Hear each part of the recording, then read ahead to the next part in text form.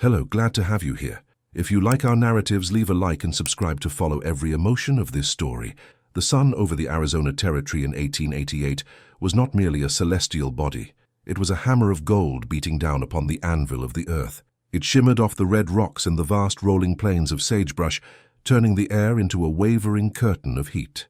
Through this unforgiving landscape rode Silas Mercer, a man who seemed carved from the very granite of the mountains that bordered his land. He sat atop Obsidian, a black thoroughbred stallion that had cost more than most men in the territory earned in a lifetime. The horse's coat gleamed like polished onyx, a stark contrast to the dusty beige of the trail. Silas was a man of immense wealth and profound solitude. The Iron Creek Ranch was not just a farm. It was an empire of cattle, timber, and water rights that spanned thousands of acres. His home, a sprawling mansion of stone and mahogany, sat in the center of this domain like a fortress. Yet, for all his fortune, the heavy gold watch in his vest pocket, the silver inlaid spurs on his boots, and the custom-made Winchester rifle in his saddle scabbard, Silas was a man followed by shadows. He had built walls around his heart as high and impenetrable as the cliffs of the Grand Canyon, preferring the honest company of his horses to the duplicitous nature of men.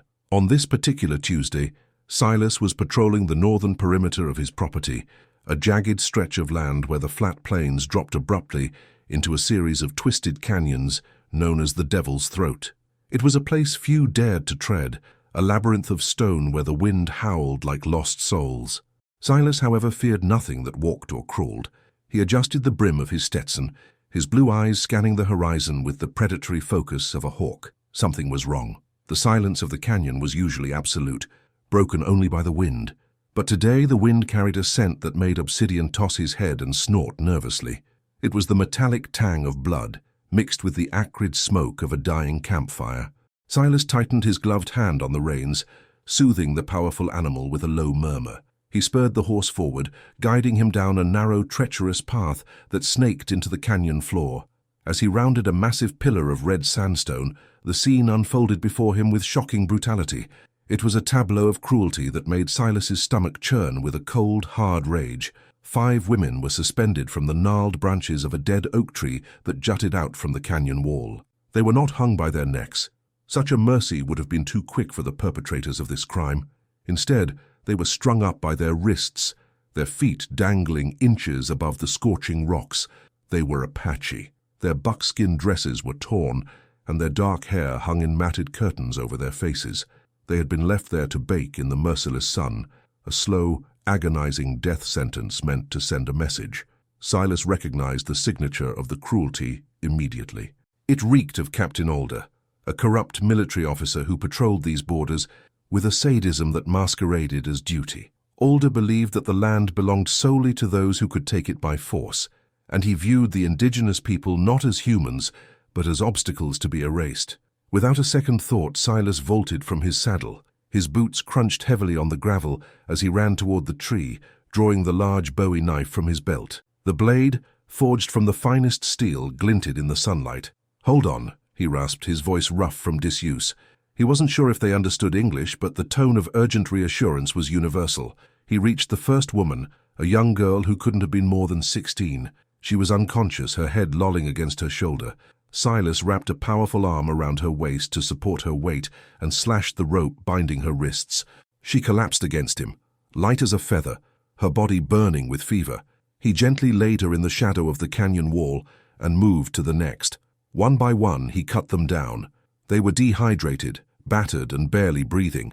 But when he reached the 5th woman, the one hanging in the center, he paused. She was awake. Despite the agony that must have been coursing through her shoulders and arms, she held her head up. Her eyes, dark and deep as midnight pools, locked onto his with a fierceness that stole the breath from his lungs.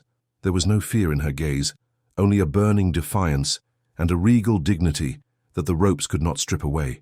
She was clearly a leader, perhaps the daughter of a chief. Her buckskin dress was adorned with intricate beadwork, though now stained with dust, and a turquoise necklace rested against her collarbone.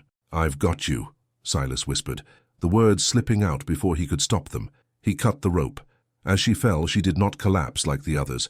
She tried to land on her feet, her legs buckling instantly under her own weight. Silas caught her before she hit the ground, sweeping her up into his arms.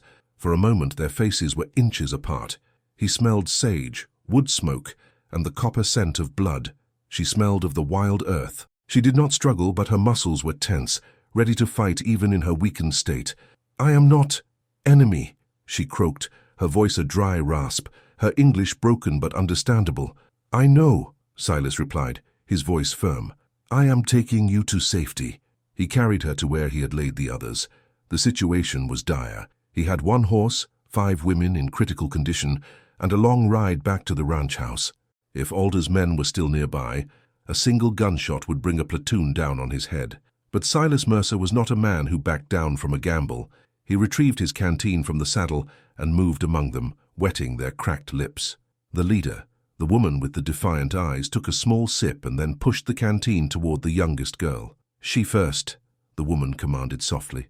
Silas nodded, respecting the hierarchy and the selflessness. "What is your name?" he asked as he tended to the girl. "I am Nali," she said, watching his every move with suspicion that was slowly, very slowly, beginning to fracture.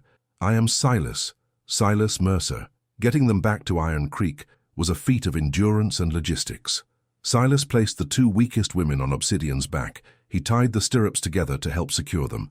The other 2, including Nali, he supported as they walked, moving at a grueling pace under the relentless sun. He carried the youngest in his arms when she could no longer walk, his expensive linen shirt stained with sweat and dust, his muscles screaming with exertion. The journey took hours. By the time the sun began to dip below the horizon, painting the sky in violently beautiful shades of violet and orange, the chimneys of the Iron Creek Manor came into view. To Nali, the house must have looked like a palace from a different world. It was a 2-story structure built of native stone and timber, with a wraparound porch and large glass windows that reflected the dying light. Stables, barns, and bunkhouses surrounded it, all maintained with pristine care. It was a testament to wealth, power, and the white man's domination of the landscape. Nali stiffened as they approached, her eyes darting to the shadows. "It's safe," Silas promised, his voice low. "No soldiers here, only my land." He led them not to the bunkhouse, where his few ranch hands slept, but directly to the main house. He kicked the heavy oak front door open, carrying the unconscious girl inside. The interior of the house was cool and smelled of beeswax and lemon oil. Persian rugs covered the hardwood floors, and oil paintings in gilded frames hung on the walls. Crystal chandeliers caught the last rays of light. It was a masculine space, filled with leather furniture and heavy books, but it was undeniably luxurious. "Martha!" Silas bellowed, his voice echoing in the high-ceilinged entrance hall. An older woman, stout and wearing a crisp white apron over her grey dress, came bustling out of the kitchen. She wiped her hands on a towel, her eyes widening in shock as she took in the sight of her employer, usually so immaculate, covered in dirt, supporting a group of exhausted Apache women. "Lord have mercy, Mr. Mercer," Martha gasped, her hand flying to her mouth. "What on earth?" "Water, Martha, blankets, and broth." "Now," Silas ordered, his tone brokering no argument. "Prepare the guest rooms upstairs, the ones in the east wing." "The guest rooms? But, sir, they are—" Martha hesitated, looking at the dust and blood. "They are my guests," Silas cut her off, his eyes flashing with a dangerous light. "Treat them as if they were visiting royalty. Do you understand?" Martha nodded vigorously, sensing the shift in the air. Silas Mercer had never brought a woman to this house in the 10 years she had worked for him, let alone 5 indigenous women rescued from the brink of death. She hurried away to execute his orders. Silas helped Nali to a velvet armchair near the unlit fireplace. She sank into it, her hand brushing the soft fabric with a look of wonder and confusion. She looked up at him, seeing the man clearly for the first time in the dim light of the parlor. He was tall, broad-shouldered, with a face that was handsome, but weathered by the sun and sorrow. "Why?" Nali asked, her voice gaining a little strength. "Why you save us? White men? Kill us." Silas knelt before her, bringing himself to her eye level. He took off his hat, revealing thick, dark hair, matted with sweat. He looked at her hands raw from the ropes and felt a strange pang in his chest, a feeling he hadn't felt since before the grief took him. It was a desire to protect, a desire to heal. "Not all men," Silas said softly, his voice rumbling in the quiet room. "And on this land my word is law. No one touches you here. You are safe, Nali." Nali searched his eyes, looking for the lie, looking for the trap. but she found only a steadfast clarity, as solid as the iron name of his creek. For the first time in days, her shoulders dropped. The adrenaline that had kept her alive began to fade, replaced by an overwhelming exhaustion. Silas. She tested the name on her tongue. It sounded foreign, yet strangely grounding. "Rest now," he said, standing up as Martha returned with a tray of water pitchers and cups. As Silas watched the women drink, gulping down the water with desperate thirst, he walked over to the window. He looked out at the darkening plains. He knew what he had done.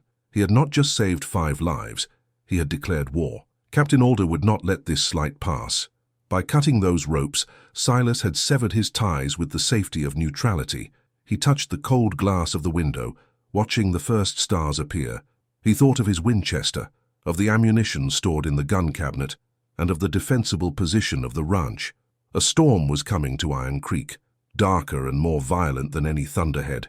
But as he turned back and saw Nali's dark eyes watching him over the rim of a crystal glass, Silas Mercer realized something terrifying and exhilarating. For the first time in years, he had something worth fighting for.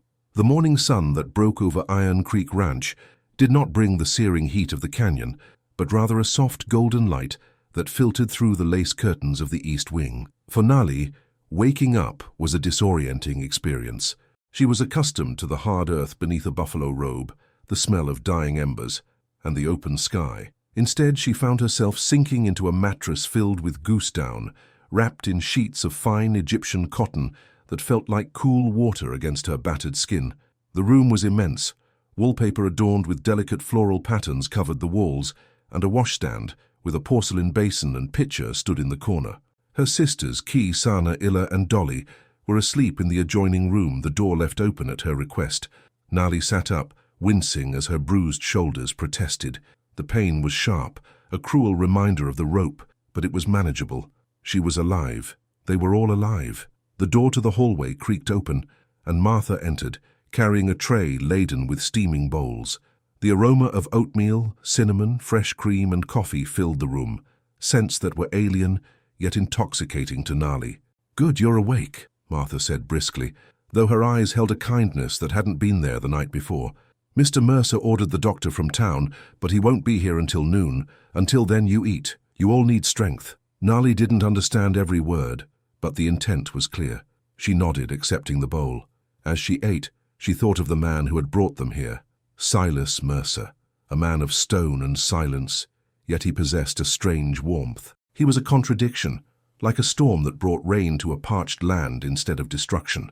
Downstairs, Silas sat at the head of his long mahogany dining table. The house was usually silent, a mausoleum to his solitude, but today there was a different energy. The air felt charged. He sipped his coffee, his eyes fixed on the account ledger open before him, but he wasn't reading the numbers. He was listening to the creak of floorboards overhead. He had spent a fortune building this sanctuary, fortifying it against the world, but he had never expected to fill it with people who needed protection so desperately. He had already dispatched a rider to Tucson to purchase bolts of fabric, soft leather, and beads, items he hoped would make the women feel less like prisoners in a strange castle and more like guests. He had also cleaned his guns. Later that morning, Nali emerged from the house. She wore a simple calico dress that Martha had altered for her, though she had tied a strip of leather around her waist to give it a shape more familiar to her. She found Silas by the main corral, leaning against the fence, watching Obsidian run. The black stallion was a creature of pure power, galloping in circles, his hooves kicking up dust that shimmered in the light. Silas turned as Nali approached. He didn't smile. Smiles were rare currency for Silas Mercer, but his expression softened. "He is a spirit," Nali said, pointing to the horse. Her English was limited, but her voice carried a natural authority. "He is," Silas agreed. "His name is Obsidian, like the black stone." "Strong," Nali observed. She moved to the fence, her movements graceful despite her injuries. She made a low clicking sound with her tongue. Immediately the stallion's ears pricked up. He slowed his gallop, trotting over to where she stood. Silas watched in amazement as the usually temperamental animal lowered his massive head, allowing Nali to stroke his velvet nose.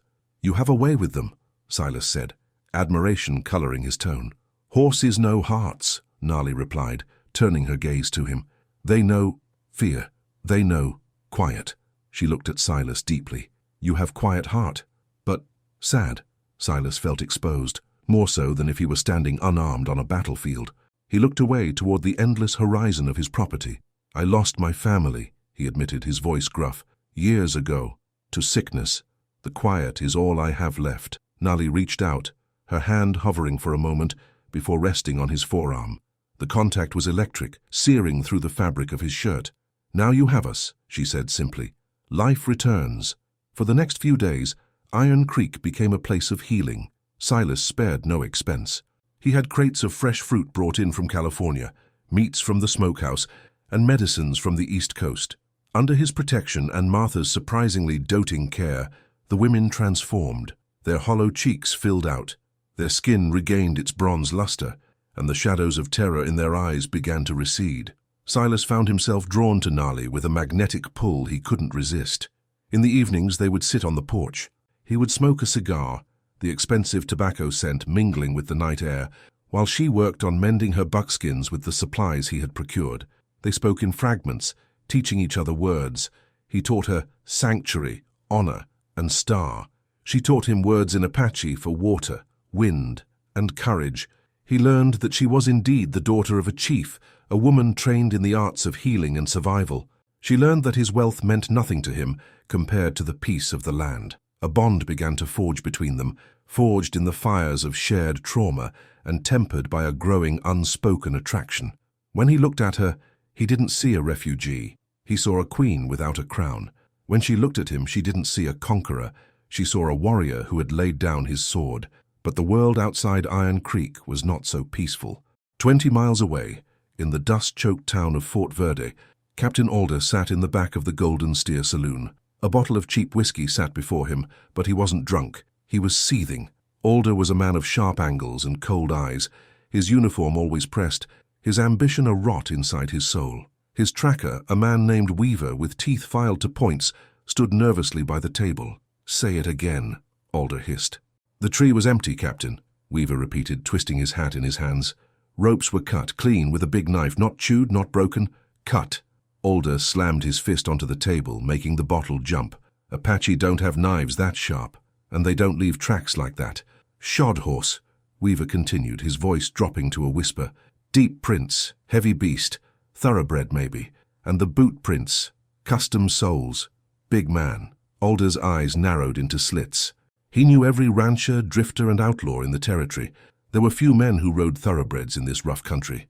In fact, there was only one man arrogant enough to flash that kind of wealth and stubborn enough to ignore the military's unofficial policies on pest control. "Mercer," Alder spat the name like a curse.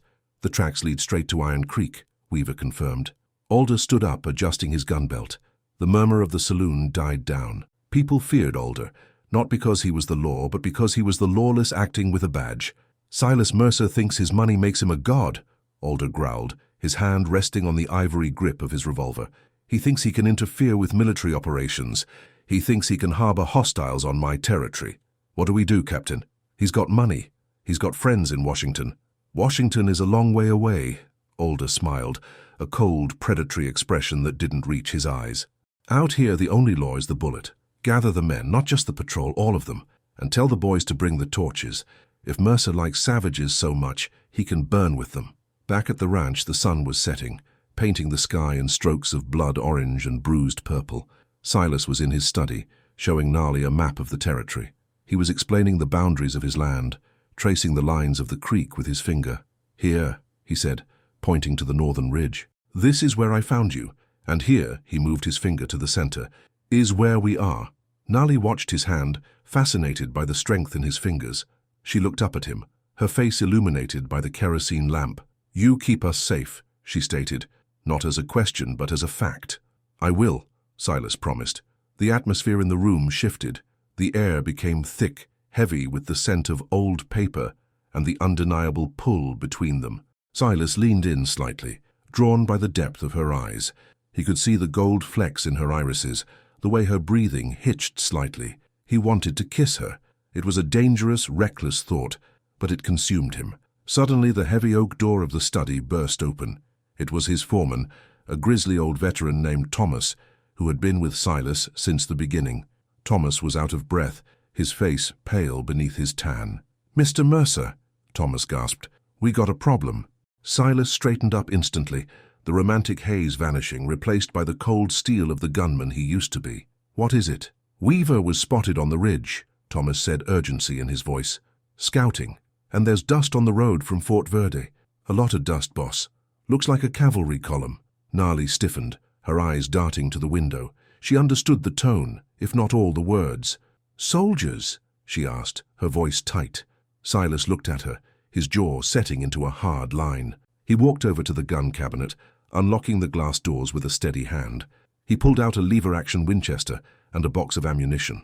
He turned back to Nali, his eyes burning with a fierce resolve. "Yes," Silas said calmly. "Soldiers." He handed her a smaller rifle, a carbine that was light but deadly. "Do you know how to use this?" Nali took the weapon, checking the chamber with practiced ease.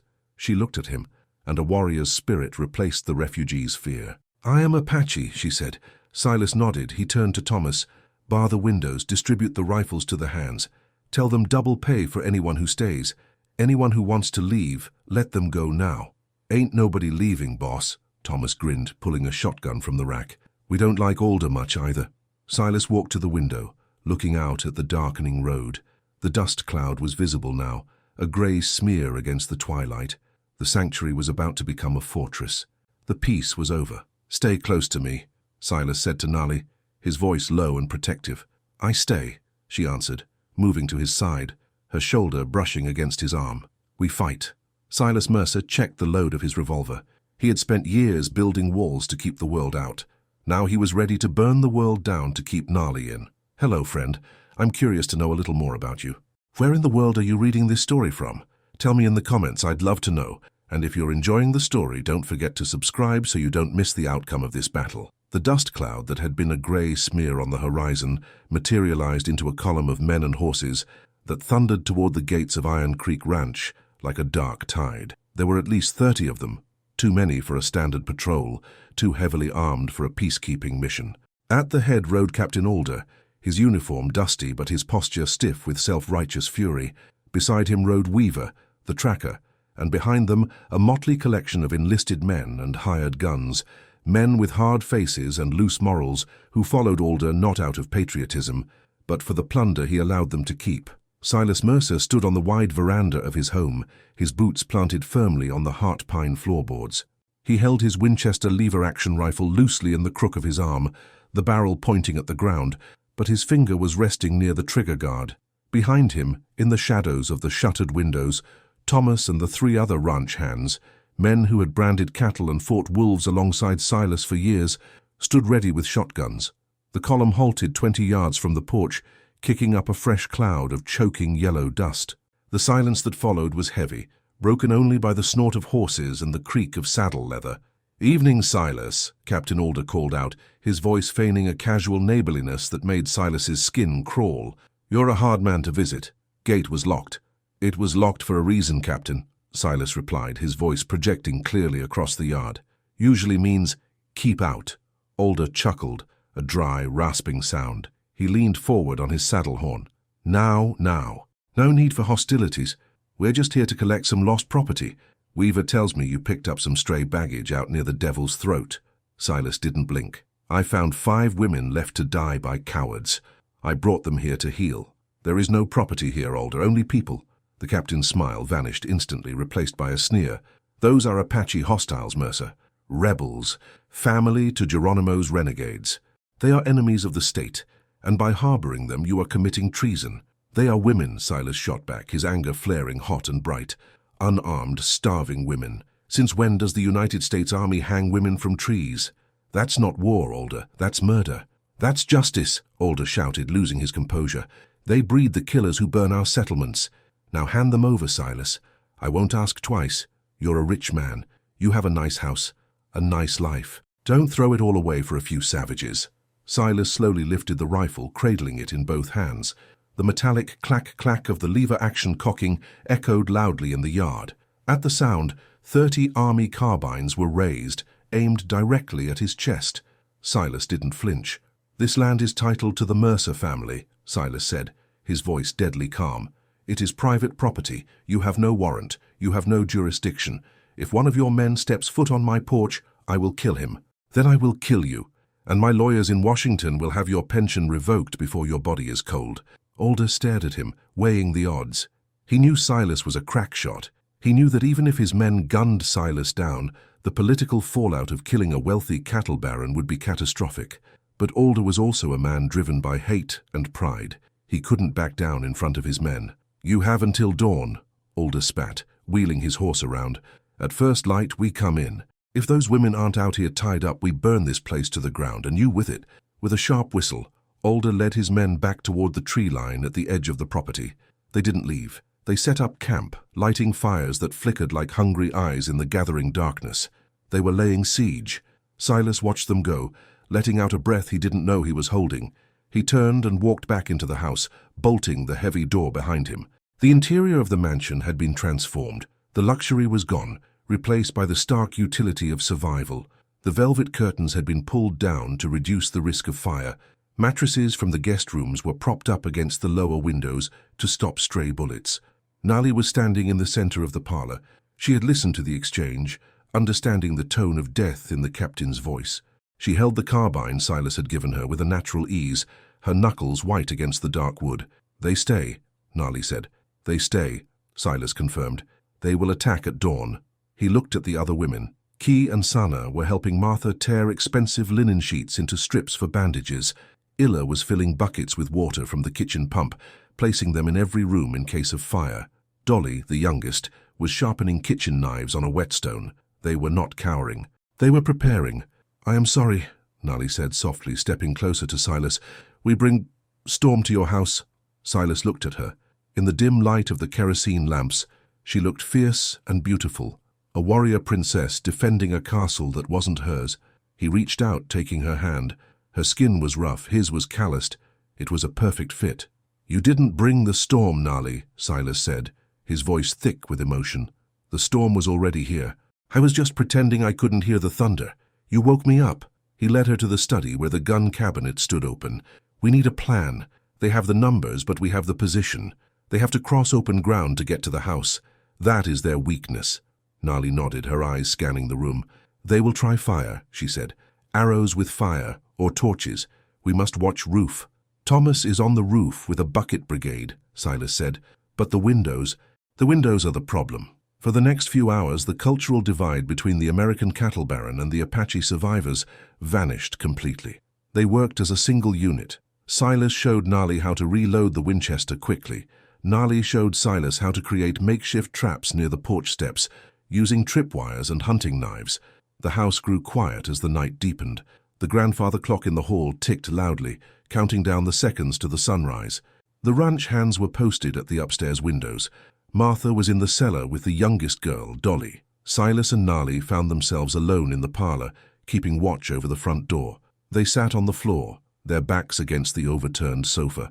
The rifle lay across Silas's lap. "You have family?" Nali asked quietly, breaking the heavy silence. Silas looked at the empty fireplace.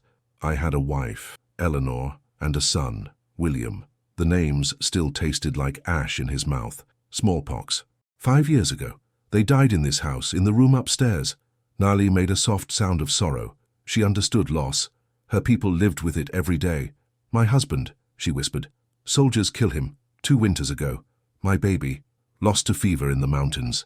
They looked at each other, 2 souls scarred by the brutality of their world, finding a strange solace in the shared geography of their grief. "I stopped living when they died," Silas confessed, looking at his hands.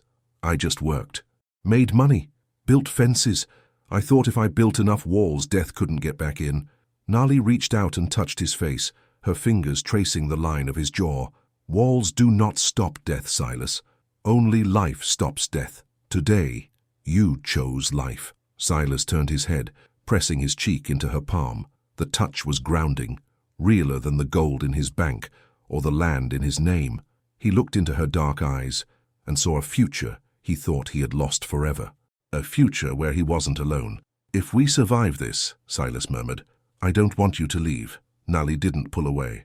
"If we survive this," she replied, a small, sad smile touching her lips, "I will not want to go." The moment hung in the air, fragile and precious. Silas leaned in, and for a brief second their foreheads touched. It wasn't a kiss, but it was an intimacy far deeper. It was a pact. "Captain!"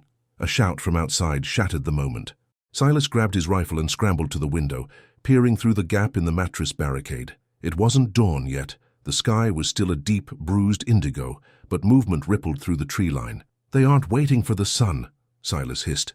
"Sneaky," Nali said, raising her carbine. "Like coyote." Silas racked the lever of his Winchester. "Thomas, wake the boys!" he bellowed up the stairs. "They're coming!" The yard erupted in chaos. A Molotov cocktail, a whiskey bottle filled with kerosene and a burning rag, arced through the night sky, trailing fire like a comet. It smashed against the porch railing, splashing liquid fire across the wood. "Fire!" Silas yelled. Simultaneously, gunfire erupted from the darkness. Bullets slammed into the stone walls of the house and shattered the remaining glass in the upper windows. The siege had begun. Silas kicked the sofa aside and took a position at the window. He saw a muzzle flash in the darkness and fired. The Winchester bucked against his shoulder. A scream from the dark confirmed a hit. "Don't let them get to the porch," Silas commanded. Nali was beside him, firing with a calm, rhythmic precision. Bang, click-clack, bang. She wasn't wasting ammunition. She waited for a target, aimed, and fired. "Silas!" she shouted, pointing to the left. "Shadows, moving to the barn. They want the horses," Silas realized with a jolt of horror. "If they burn the barn, Obsidian—" "I go," Nali said, moving toward the back door. "No!" Silas grabbed her arm. "It's suicide. Stay inside the walls. They kill horses. They kill spirit," Nali said fiercely, pulling her arm free. "I go.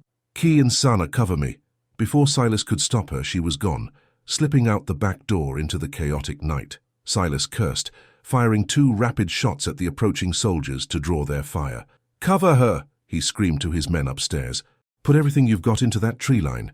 The ranch house, once a symbol of silent wealth, was now a bastion of noise and fury. Smoke began to curl under the front door as the fire on the porch grew. The roar of shotguns from the upper windows answered the crack of army carbines. Silas fired until his magazine was empty, reloading with trembling fingers. His heart was hammering against his ribs, not for the house, not for the land, but for the woman running through the shadows toward the barn. He saw a soldier break cover, sprinting toward the back of the house, a torch in his hand. He was heading straight for Nali's path. Silas raised his rifle, sighting the moving target in the gloom. "Not today," he growled. He pulled the trigger. The soldier dropped the torch and crumpled to the dust. But more were coming. The darkness was alive with them. Alder had thrown everything he had at Iron Creek. As the flames on the porch licked higher, casting a hellish orange glow over the room, Silas Mercer realized that the dawn might be too far away. They had to fight for every second. "Thomas!" Silas yelled over the roar of the fire. "Get the water! I'm going out!"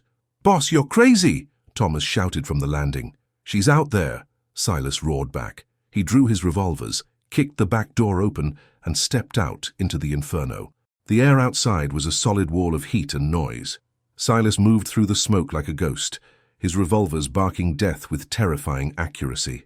The yard was a chaotic swirl of shadows and orange light. Bodies lay in the dust, testimonies to the price of attacking a man who had nothing left to lose but the hope he had just found. Silas sprinted toward the barn, ducking as a bullet splintered the fence post near his head. His heart hammered against his ribs, a frantic rhythm that screamed one name, Nali. He reached the barn doors just as a soldier was raising a torch to the dry hayloft. Silas didn't hesitate. He fired from the hip. The soldier jerked violently and fell, the torch tumbling harmlessly into the dirt. Silas stomped it out with his boot and slipped inside. The barn was dark, illuminated only by the flashes of gunfire from outside and the moonlight filtering through the cracks in the wood. Obsidian was rearing in his stall, eyes wide with terror, kicking at the wood. "Easy, boy, easy!" Nali's voice cut through the panic. She was standing in the center of the aisle, her carbine shouldered, aiming at the back door. "Nali!" Silas called out, moving to her side. She turned, relief washing over her face for a split second before her warrior's mask returned. "2 men," she pointed to the back, "trying to flank. Key got one with arrow. Other ran. They're trying to squeeze us," Silas said, reloading his revolvers with shaking hands. "Alder wants to burn us out because he can't shoot us out." Suddenly, the heavy double doors at the front of the barn groaned.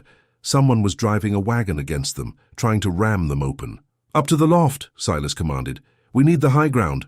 They scrambled up the wooden ladder to the hayloft. From the high window, they had a view of the entire yard. It was a war zone. The main house was holding. Muzzle flashes from the upper windows kept the soldiers pinned down behind the water troughs and wagons, but the fire on the porch was spreading. "There," Nali whispered, pointing a steady finger. Captain Alder was crouching behind a supply wagon, shouting orders, his face twisted in a mask of frustration. He was rallying his men for a final push toward the house. "He is the head of the snake," Nali said. "Cut the head. The snake dies." Silas raised his Winchester, resting the barrel on the window ledge. "He's mine."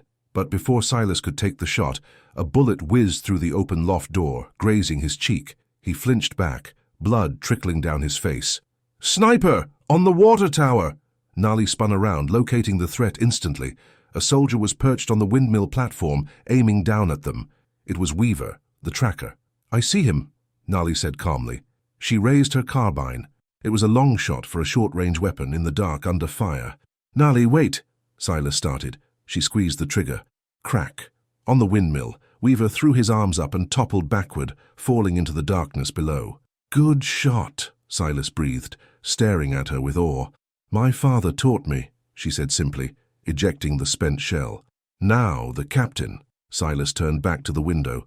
Alder was on the move, sensing the tide was turning against him. He was running toward the house, a bundle of dynamite in his hand. He intended to blow the front door. "No, you don't," Silas growled.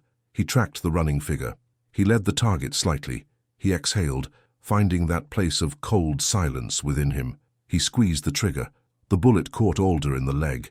The captain screamed, tumbling into the dirt, the dynamite rolling away from his grasp harmlessly. He tried to crawl, dragging his shattered leg, shouting for help. But his men, seeing their leader fall and the sniper taken out, began to falter. "Thomas!" Silas roared from the barn window, his voice carrying over the gunfire. "Push them back, now!" The front door of the house flew open. Thomas and the ranch hands poured out, shotguns blasting. At the same time, Key and Sana appeared from the shadows of the bunkhouse, raining arrows and bullets onto the confused soldiers. It was too much. The mercenaries, realizing the paycheck wasn't worth dying for, broke rank. They scrambled for their horses, leaving their wounded and their honor in the dust. "Retreat!" someone yelled. "Let's get out of here." Within minutes, the thunder of hooves faded into the distance, leaving only the crackle of the fire on the porch. Silas and Nali climbed down from the loft. They walked out into the yard, side by side. Thomas was already dousing the porch fire with buckets of water. The damage to the house was superficial. The stone had held. Silas walked over to where Captain Alder lay groaning in the dirt. The officer looked up, his face pale and sweaty, hate still burning in his eyes. You're finished, Mercer," Alder wheezed. "The army will come back." Silas looked down at him, his expression unreadable. "The army didn't send you, Alder. Greed did. And I reckon the army doesn't like rogue officers attacking private citizens and murdering women." Silas signaled to Thomas. "Tie him up. We'll take him to the marshal in Tucson ourselves. Let a judge decide his fate. I won't stain my land with his blood." As Thomas dragged the cursing captain away, silence finally descended on Iron Creek. It was a heavy, exhausted silence, but it was peaceful. The sun began to crest over the eastern mountains, bathing the ranch in a soft pink light. The nightmare was over. Nali stood by the corral fence, looking at the sunrise. Her face was smudged with gunpowder and dust, her dress torn, but she had never looked more radiant. Silas walked over to her. He holstered his guns, feeling the weight of the violence leave his body. "We survived," Silas said, his voice raspy. "We fought," Nali corrected him, turning to face him. "Together." Silas reached out and took her hands. They were trembling, the adrenaline finally fading. "I meant what I said, Nali. This house, it's too big for one man. And this land, it needs life." Nali looked past him at the house, then at her sisters who were sitting on the porch steps, exhausted but smiling, drinking water brought by Martha. She looked back at Silas, seeing the man who had walked into fire for her. "My home is where my heart is safe," Nali whispered. "My heart is safe here, with you." Silas pulled her into his arms. He didn't care about the blood on his cheek or the soot on his clothes. He kissed her, a long, slow kiss that tasted of smoke and promise. It was a seal on a new covenant. In the months that followed, the legend of Iron Creek spread.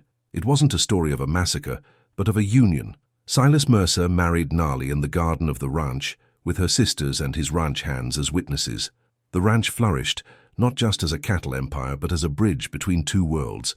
Nali's knowledge of the land and its herbs, combined with Silas's resources, created a prosperity that silenced their critics.